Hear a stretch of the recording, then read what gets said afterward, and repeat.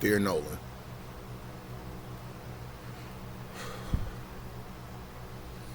I didn't know you existed until just over 12 days ago. You're just some kid, some 18-year-old kid in Mississippi enjoying his last summer before transitioning into adulthood. You're going to college. You're going to play ball. And I know in Mississippi, they have a few really prestigious powerhouse junior college programs. And I know what you was doing. I know, maybe, Ole Miss didn't come knocking. Maybe Mississippi State didn't come knocking. LSU didn't come knocking. Georgia didn't come knocking. But you were going to go and you're going to do something special. You're going to go to that school and you was going to ball out and they was going to be sending you letters like crazy. You knew it. I could see it in your eyes, your smile. Now, we've heard, not conflicting reports about you. Kind of like one of those moments where it's right message, wrong messenger, perhaps. But you could see it. You had that energy. You had that light. You had it. You had it. And that was stolen from you. And it was stolen from your family. And people can be as crossed and conflicted as they want to be. But your story is the same story that thousands of other men have followed. You are a part of the worst fraternity in American history. And for what? For what?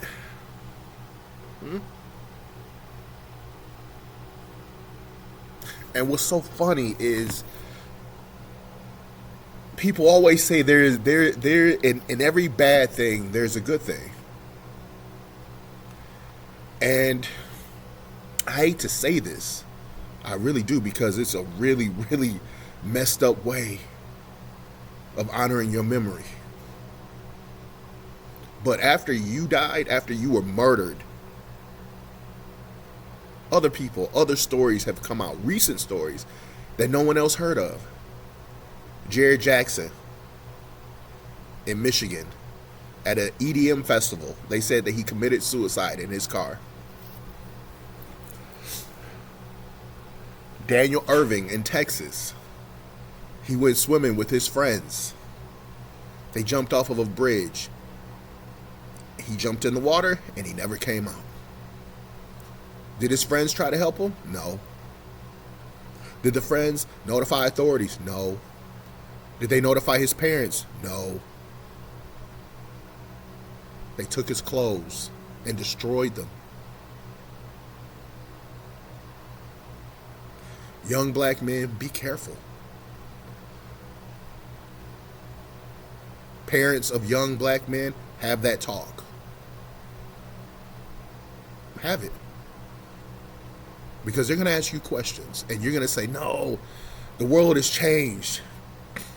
It really hasn't.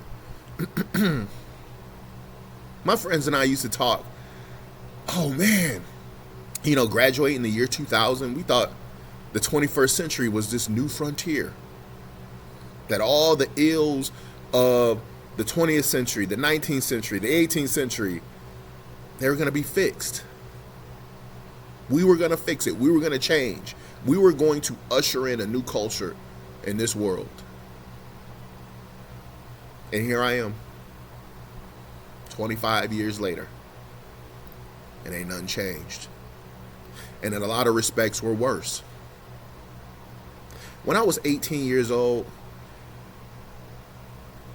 there was nothing. I was a ball of energy. I was a ball of light. I wanted to go into the world. There was nothing in my body that would ever, no matter how I felt or what I felt about you, that would lead me to murder you. You I've had girls taken from me. I've had things stolen from me. I've gotten into physical altercations, verbal altercations with people.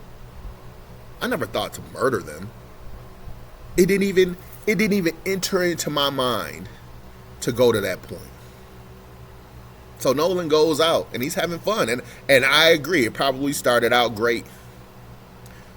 They went out to Horn Island and everybody's drinking, having a good time, living it up. It's the 4th of July, baby. We're on a boat. We're on an island. We cooking. We drinking. There's girls everywhere. What's there to be angry about?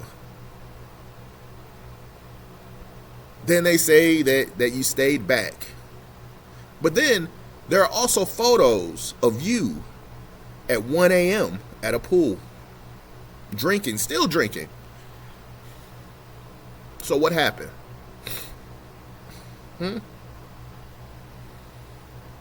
Somebody, there's a girl involved. There's always a girl involved, right? Somebody got mad. Y'all got into a fight. There was a young lady who called into a radio station and said that she saw Nolan. He was hurt. He was spitting up blood. He was crying and calling for his mother. He was dying. And no one did anything. So whether it was racial or not, that's still there. Your friends writing letters and running interference saying how much they loved you. Where were they? Where were your friends when they needed you the most? I know my friends wouldn't leave me. I know a lot of people whose friends wouldn't leave them. There ain't nothing in this world that would ever let them leave you. Shit, at the least, take them to a hospital. But no, Nolan was put on a boat and taken back out to Horn Island because they were at Horn Island the day before. The sheriffs, the Coast Guard, they were all there. He was nowhere to be found. It's a sandbar. It's not like it's Jamaica. It's not full of mountain and forest and trees and all that stuff. It's just a sliver of land. So they put you on the boat. They put him on the boat. And they dropped him back off. Where he died alone. Have this conversation. And I don't care where you are, what country you're in, any of that. We all say it can't happen to us until it does. I was lucky enough to have a friend who helped me in a certain situation, just like that. Where I was young, dumb, full of cum, and was trying to holler at girls, and they was choosing and I was choosing, and I had too much to drink and I passed out, and hey bro, we'll watch them. We just want to take care of them. And my friend, my boy Josh, he would not leave me because he knew what they were going to do. He knew it.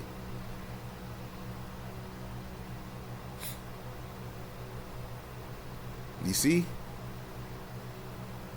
We don't just be talking this shit just to talk it, man. We don't. And then we're the crazy ones for feeling the way we do. This was completely avoidable. This young guy, what's his name? Trayston Shepard. He released this statement that no one asked for. He says he was his best friend. His parents never even met this kid. He's never been to their house. They didn't know he even existed until this happened. If you're going to let your kids go places, you better know who they're going with. He was at that pool party, and one of those kids' mothers, she saw it. She knew what was happening. And you know why she didn't call the police? Because she was supplying minors with alcohol. And that was more important than Nolan's life. Let that sink in. Nolan Wells could be here, recovering in a hospital, but someone didn't want to call the police because they were supplying minors with alcohol. This is America. You can love it, you can hate it, you can whatever. It is what it is.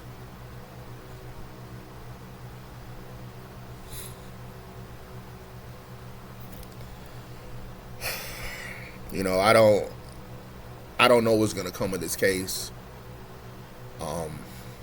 One of the young men's mother is a judge, so you know that, you know, she's got her antennas and everything. She knows the law. She knows what to say. She knows what not to say. She has connections. I don't know what's gonna happen. I mean, there is a blue line, and that blue line starts at the police, but it doesn't end there. It goes all the way to the top. Who's gonna be protected? Who's gonna be outed? Who's gonna be the scapegoat? And what happens if everything goes away?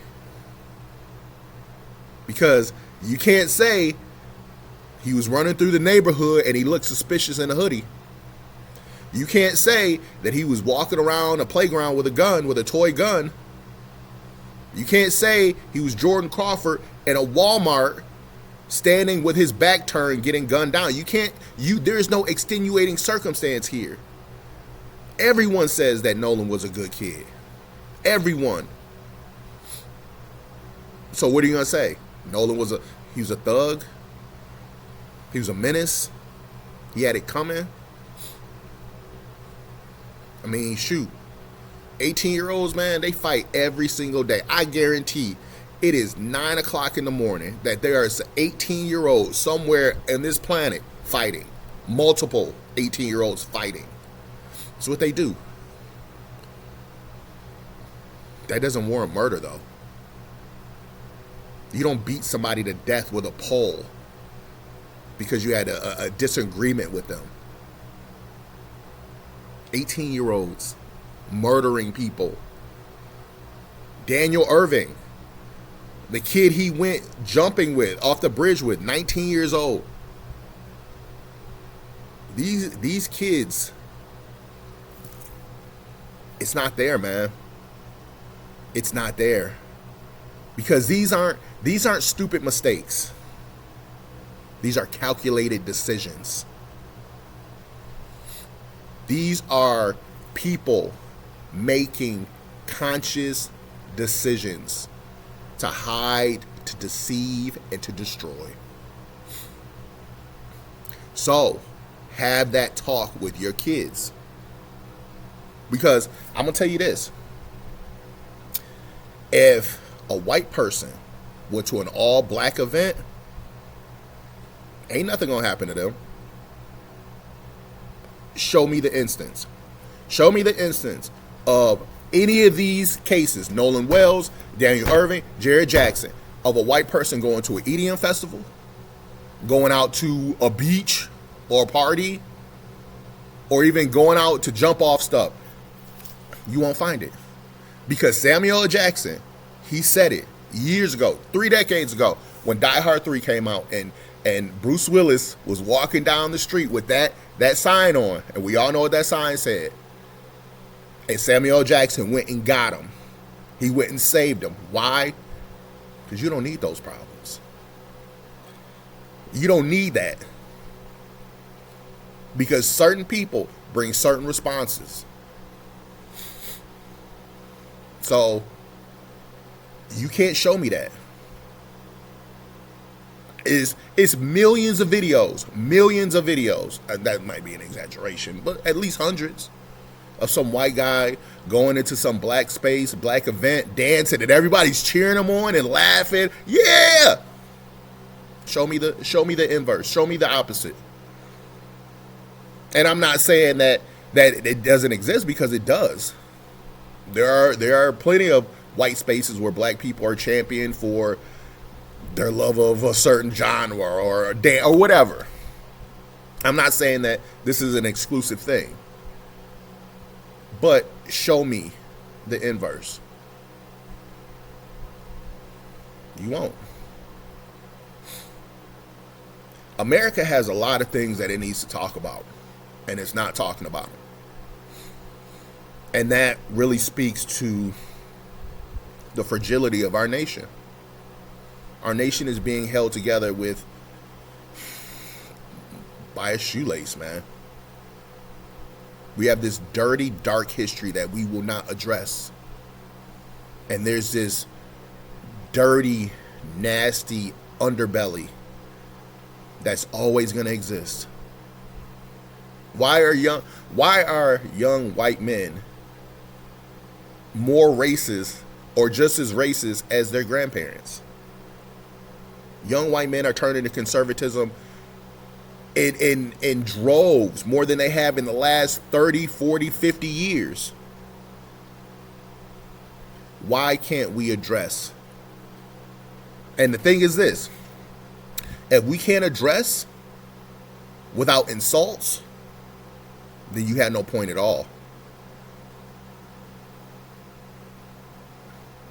Why? Why? Why can't we talk about these things? It's not painful. It's true. You know, we hate the truth. And I'm not talking about Americans. I'm not talking about any particular group in general. I'm talking about people. We hate the truth. Because the truth forces us to look at ourselves.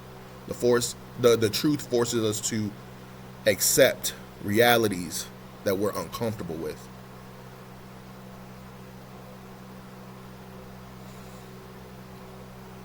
We won't move past anything if we don't talk about it, if we don't communicate. See, it's like when we talk about CRT. You know, people, they say, oh, I don't want my kids to feel guilty about things that they didn't do. But why there? Why don't you want your kids to identify with people like John Brown, who was a white abolitionist, who was the first man hung for treason in the United States? Because he was a white abolitionist who put foot to ass of other racist white folks. Why don't you want your son to be John Brown for Halloween? There's an extensive history here. There is room for both. Two things can be right. No one has to feel guilty about anything. But you know what it does do? It fosters empathy. People start to say, oh, I get it. I understand why certain things are the way that they are. My grandfather fought in World War II. He didn't qualify for any benefits when he came home. These are truths. World War II, post-World War II, the largest class shift in world history. The middle class was literally created after World War II. My grandfather couldn't take part in that because he wasn't given his GI Bill. He didn't get VA benefits. But John Smith did. This isn't, you don't have to feel bad about this or guilty about this. It's true. It happened. But the question is, why? I asked that twice before. Why? And why are we still here? Why are we still here, man? It's 2026.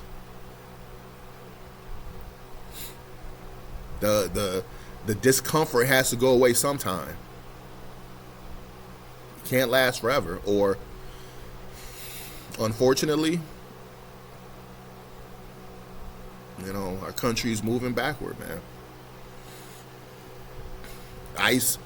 I can't remember the man's name off the top of my head. I had no intention of even mentioning him, but in Maine, legal citizen, just because he was, Latino looking, Hispanic looking, that was all it took. Our country's going backwards. So I hope that you're ready with what comes with that,